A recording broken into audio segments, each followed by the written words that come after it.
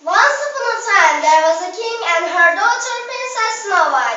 Snow White's mother died and her father got married again. The new queen was very beautiful but proud. In her room, she had a magic mirror and every day she would ask, "Mirror, mirror on the wall, who in this kingdom is the most beautiful?" You, my queen, are the most beautiful in the country.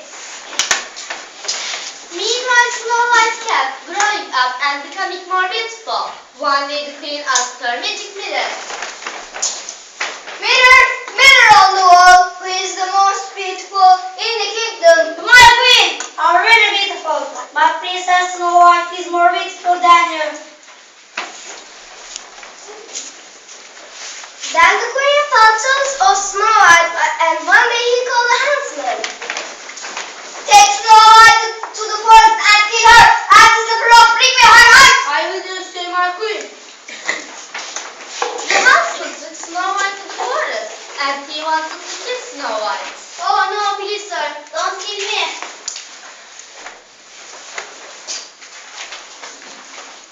The huntsman felt sorry for Snow White and he let her go. Then he took a deer's heart to the queen. Meanwhile, Snow White was in the forest. Oh, I see a light over there. It must be the house. Oh, what a beautiful house. Everything is so beautiful. And there are also 7 of the beds. Snow White was at the 7 doors to the house. She ate and drank a little. Then she went to sleep in another little bed. The 7 dwarfs came back.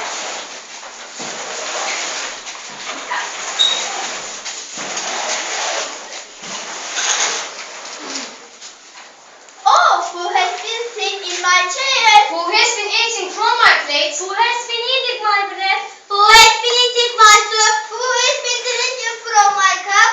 Oh, look over there in my little bed. Oh, a little girl. She is so beautiful. She had a sweet smile. How pretty she is. How did she get in here? Shh, don't wake her up. She will tell us tomorrow. Be quiet, don't be noisy. Then in silence they had dinner and went to bed the following day. We are the 7 dwarfs from the forest, beautiful girl. You are in our little house. And we are happy to have you here with us. What is your name? I am Snow White. Welcome to our little house, Snow White. But good towards my stepmother. Don't tell us anything. Snow White. Do you Want to stay? to live with us? Oh yes, you will cook for us. You will make the beds. Good. You do it. Snow White. Oh yes. So Snow White stayed in the little house. Meanwhile, at the palace, the queen asked her magic mirror. Mirror, mirror on the wall, who is the most beautiful in the kingdom? You, my queen, are very beautiful. But Snow White with the doors of the forest is more beautiful than you. Isn't she that? Oh, the husband deceived me, but no, Snow White will die. I will be the most beautiful in the kingdom. Ha ha ha ha! I will see. And the queen brought the magic mirror. She made a poison apple. She became an old lady and went to the house. I am saying apples. Excuse me. Oh, is that in this house? I am here by the window, old lady. Oh, you're under. Come down.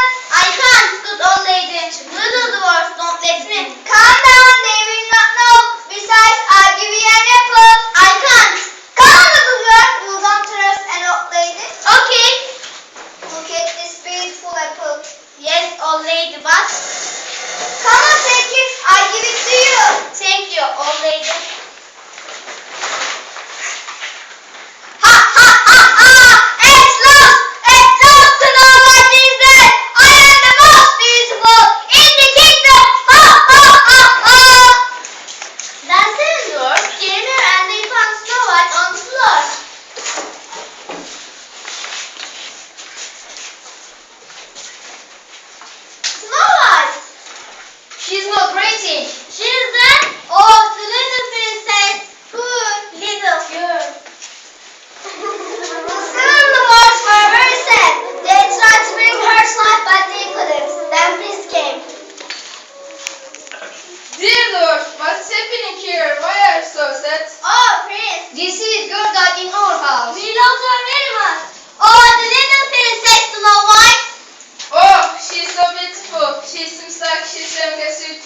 can I take her with me? She will be in McDonald's and we will her forever. Oh, Prince, we also want to marry her forever.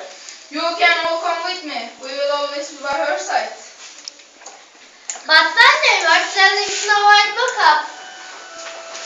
Oh, what happened? Nothing, Princess Snow White. You were having a bad dream. Now tell me, do you want to come to my palace and tell me? The seven dwarfs start singing and